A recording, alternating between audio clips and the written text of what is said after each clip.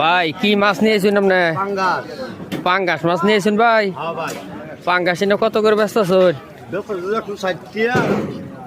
কম ঠব না ভাই? লাল মাছ? লাল মাছ এটা কি মহিলা না পুরুষ? এটা কোন বিলের মাছ আনছেন ভাই? এত দূরে থেকে গেছেন দোবাখালি ভাই? তাহলে একটু কম টম নিবেন না?